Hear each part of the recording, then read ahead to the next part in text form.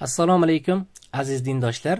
Tajvid darslarimizning 2-darsiga xush kelibsiz. Bugungi darsimizda cho'zib o'qish degan mavzu o'tamiz. Ya'niki arab tilida 3 ta harf cho'zib o'qiladi. Bular alif, vav va ya harflari hisoblanadi. Demak, arab tilida 3 ta harf bor ekan, ular so'zda keladigan bo'lsa, ayrim qoidalar bilan kelsa, albatta ular cho'zib o'qilar ekan. Demak, cho'ziq harflar 3 ta hisoblanar ekan. Siz buni yaxshi bilasiz. Alif bu vav va ya harflar. Men tagiga o'qilishlarini yozib qo'ydim. Endilikda shu cho'zib o'qiladigan harflarning qoidalari bor o'zi. Shu paytda kelganda, masalan, alif cho'zib o'qiladi. Yana qandaydir qoida bilan kelsa, vav va qandaydir qoida bilan kelsa, ya harflari cho'zib o'qiladi. Shu endi har birini hozir alifdan boshlab qachon cho'zib o'qilishini o'rganamiz. Birinchi bo'lib alifdan boshlaymiz. Birinchisi alif. Qarang, e'tibor bering. Masalan, bu so'zda bunday cho'pchani olib tashlab, alifni olib tashlamda buni nima deb o'qiymiz? Bunisini ba deb o'qiymiz, shunchaki, to'g'rimi? Lekin qarang endi. Qoida boshlandi. Alif so'zda kelib, mana bu alif. Alif so'zda kelib, o'zida hech qanday belgi bo'lmasdan, qarang, tepasida ham, pastida ham hech nima yo'q, to'g'rimi? Tepasida fatha, domma, sukun yoki pastda kasra yo'q. Shunaqa. Alif so'zda kelib, o'zida hech qanday belgi bo'lmasdan, undan oldingisi fathalik bo'lsa, mana. Fathalik bo'lsa, bu cho'ziqqa aylanadi-da, keyin endi bu ba emasda, chunki buni o'zi ba-da. Alif qo'shilgani uchun hamda o'zi hech qanaqa belgi bo'lmasdan, undan oldingisi fathalik bo'lgani uchun endi bu ba deb o'qiladi. Endi ba emas, ba, ikkita harakat. Ani 2 marta cho'zasiz. Masalan, oddiy o'qisak, ba deb o'qirdik, endi bu qo'shilgani uchun ba deb o'qiymiz. Endi bunisi ham shu mana. Alif so'zda kelib, o'zida hech qanday belgi bo'lmasdan, undan oldingisi fathalik bo'lsa, bu ham cho'zib o'qiladi. Shunda za deb o'qiladi. Mana bu yerga yozib qo'ydim men. Alif so'zda kelib, o'zida hech qanday belgi bo'lmasdan, mana haqiqatdan ham bu yerda ham o'zida hech qanday belgi yo'q. Faqat bu ba ga ulanyapti. Bunda za ga ulanmaganicha alohida kelyapti mana. Alif so'zda kelib, o'zida hech qanday belgi bo'lmasdan, undan oldingi harf fathalik bo'lsa, mana dar haqiqat undan oldingisi fathalik mana. Bu ham fathalik. Fathalik bo'lsa cho'zib o'qiladi. Tushunarli? Qoida shu. Yaxshi bilib olishingiz kerak. Alif so'zda kelib, o'zida hech qanday belgi bo'lmasdan, undan oldingisi fathalik bo'lsa cho'zib o'qiladi. Shunda bu ba, ba deb o'qiladi. Lekin bu alif masalan o'zi kelsa-da, bu kasralik yoki bu dommalik bo'lsa bo'lmaydi. Aynan shu qoida bo'lishi kerak, tushunarli? Alif so'zda kelib, o'zida hech qanday belgi bo'lmasdan, undan oldingisi fathalik bo'lsa cho'zib o'qiladi. Shunda za deb o'qiladi. Bu alifning qoidasi edi. Keyingi harfimiz nima dedik? Vav harfi edi. Endi vavning qoidasini o'rganamiz. Qarang. Vav ham shu. O'zi qoidaning asosiy mazmuni mana o'zida hech qanaqa belgi bo'lmasligi kerak edi. Mana buni ham qarang. Vav so'zda kelib, mana vav so'zda kelib, o'zida hech qanday belgi bo'lmasdan, mana ustida na bir sukun bor, na bir fatha, na bir domma, na bir kasra bor. Hech qanday belgi bo'lmasdan, undan oldingi harf dommalik bo'lsa, mana e'tibor bersangiz, undan oldingisi o'zi buni o'ylashdan qarang. Bu ham 9 ga o'xshaydi, bu ham 9 ga o'xshaydi. Dommalik bo'lsa cho'zib o'qiladi, mana. Shunda bu buni olib tashsak o'zi bu deb o'qilardi, hamda bu qoidaga nisbatan vav so'zda kelib, o'zida hech qanday belgi bo'lmasdan, undan oldingisi dommalik bo'lsa cho'zib o'qiladi. Shunda bu b u, bu deb o'qiladi. Mana bunisiga e'tibor bersangiz, z u, zu deb o'qiladi. Mana bunda ham shu. Vav so'zda kelib, o'zida hech qanday belgi bo'lmasdan, undan oldingisi dommalik bo'lsa cho'zib o'qiladi. Tushunarli bu qoida ham. Bu qoidalarning asosiy mazmuni bitta sekreti bor-da o'zi. Qarang. Arab tilida o'zi hech qaysi harf biror nimasiz kelmaydi-da. Masalan, bu b ga e'tibor bersangiz, ustida masalan u belgisi bor, to'g'rimi? Bunda u belgisi bor, bu yerda a belgisi bor. Qoida shu o'zi. Arab tilida o'zi har doim ustida yoki ostida nimadir bo'lishi kerak-da. Agar ostida yoki ustida nimadir bo'lmasa, bu qaysidir qoidaga ishora qilayotgan bo'ladi, tushunarli? Mana shunday qaraysiz vavga, ustida hech nima yo'q-ku. Undan oldingiga qaraysiz, ha, bu ustidagi nimalik? Ulik ekan. Demak, bu cho'zib o'qiladi. Chunki qoida bor edi. Vav so'zda kelib, o'zida hech qanday belgi bo'lmasdan, o'zi hech qanaqa belgi yo'q, undan oldingisi dommalik bo'lsa, mana dommalik haqiqatdan u cho'zib o'qiladi. Shunda bu b u, bu, z u, zu deb o'qiladi. Endi ya harfini cho'zib o'qilishini ko'ramiz. Ya harfi ham shu. Ya so'zda kelib, o'zida hech qanday belgi bo'lmasdan, dar haqiqat mana ya harfi so'zda kelyapti, o'zida hech qanaqa belgi yo'q, mana bunda ham. Hech qanaqa belgi bo'lmasa, undan oldingi harf kasralik bo'lsa, mana undan oldingi harf mana bu ba harfi kasra bilan kasralik degani kasra bilan kelsa degani.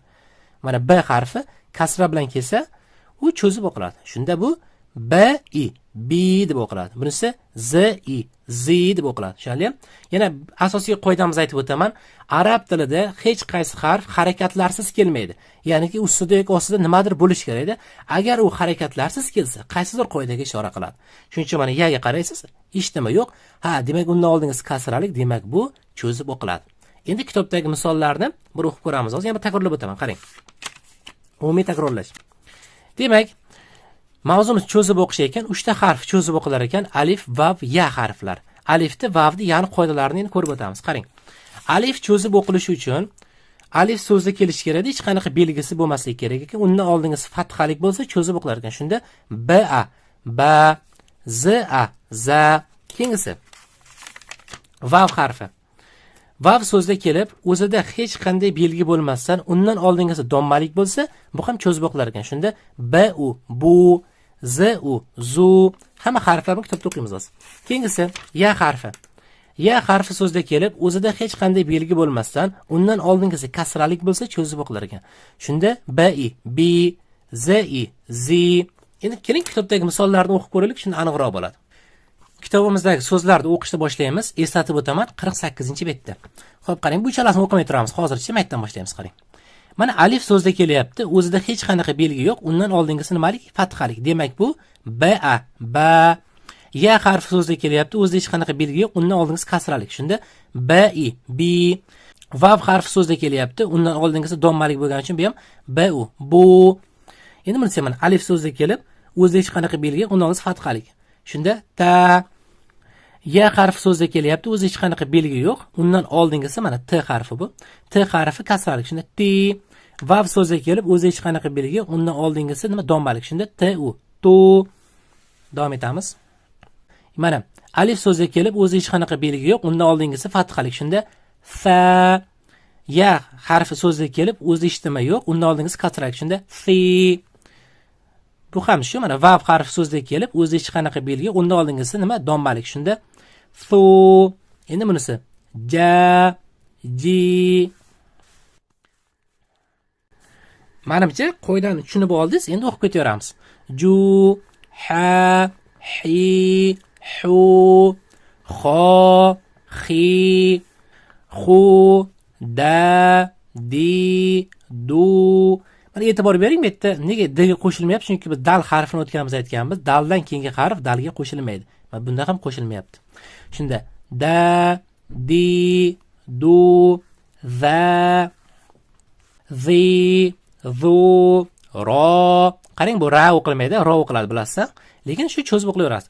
Ro, ri, ru, za, zi, zu, sa, si, su, sha, shi, shu, so, si, su, do, di, du, to, ti, tu, vo, vi, vu, a, i, u. g'o, g'i, g'u. Shu cho'zib o'qiysa, ya'niki g'o, g'i, g'u emas, g'o, g'i, g'u, fa, fi. Mana qoida juda ham oson, mana shu o'rganib oldingiz. Fu, qo, qi, qu, ka, ki, ku. Bu hozircha turib turadi, keyinroq o'tib beraman. Bu l harfi, chunki o'zidan keyingi y harfiga ulangani uchun. Agar ulanmaganda edi, bu a bo'lardi, i bo'lardi. Agar bunaqasi bor ekan. Shunda li, lu, ma, mi, mu. Endi pastdagilarni o'qiymiz. Na, ni, nu. Bu yerda n harfi noodatiy yozilyapti. Nuqtachasi bo'lgandan nligini bilyapmiz. Bu pastdagi y. Shunda ni, nu, va, vi, vu. Mana qarang. Bularga juda ham e'tibor bering. Mana vav so'zga kelib, o'zida hech qanaqa belgi bo'lmasdan, undan oldingisi donmalik. Shuning uchun vu. Endi bunisi ha, hi, hu, Menimcha tushunarli bo'ldi deb o'ylayman. Endi qarang.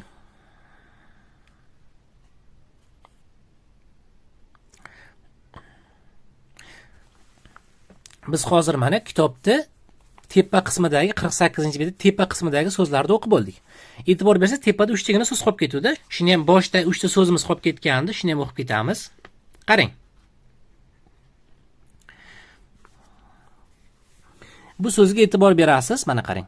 Alifda ustimda to'lqincha bo'lsa, e'tibor bering. Faqatgina so'z boshida kelsa.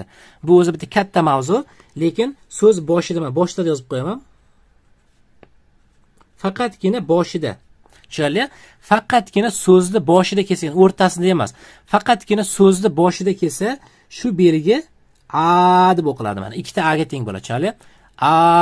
Bunisi endi mana ya harf so'zda kelib, undan oldingisi ilik bo'lsa, nima deb o'qilardi? Cho'zib o'qiladi. Ham buni.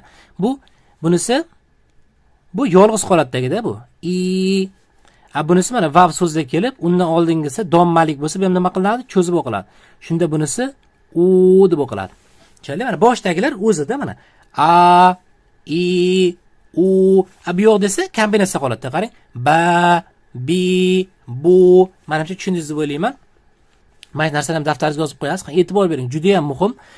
Alif harfi so'zda kelib, ustida to'lqin bo'lsa, to'lqin e'tibor bering. To'lqin bo'lib, hamda faqatgina so'zni boshida kelsagina bu ikkita a o'qiladi. Tushunarli? Buni azon duosidagi bir duoda aynan mana shu narsa juda ham yaqqol ko'rilgan. Azon duosini bir ko'rsangiz, so'z boshida kelgan shu narsa o'shanda a deb o'qiladi. Ikkita harakat cho'ziladi. Tushunarli? So'z boshida kelsagina ikkita harakat cho'ziladi. So'z o'rtasida kelsa emas, uni alohida qoida keyin o'tamiz. Demak bu a bular shu holatda kelaveradi. I, u. Menimcha endi qarang. Biz mana bu so'zlarni hammasini o'qib bo'ldik. Tepa qismini qayergacha o'qidik? Bu yoqqacha o'qidik. Buni ertaga o'tib beraman. Endi pastki qismiga qarang.